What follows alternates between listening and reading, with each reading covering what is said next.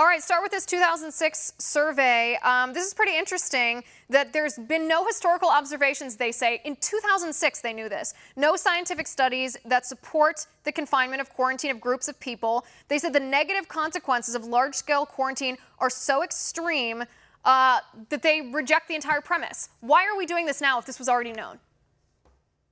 Well, I think that in some ways our policy response has sort of become medieval. We've rejected sort of all that we've learned in modern science about how you contain and respond to a disease, and everything that we did so well in previous epidemics, like the flu epidemics that we had in the 50s and 60s.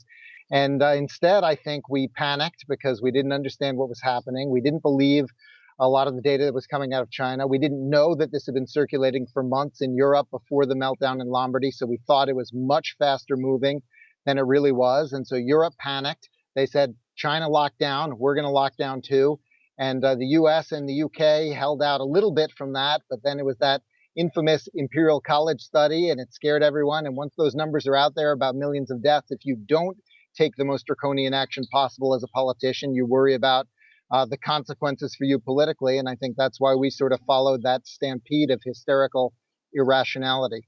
It really is mind-blowing in a sense, I think, to realize that we had information and data, historical observation and studies that told us that we shouldn't do this, that this could have been avoided while still mitigating the effects of COVID-19.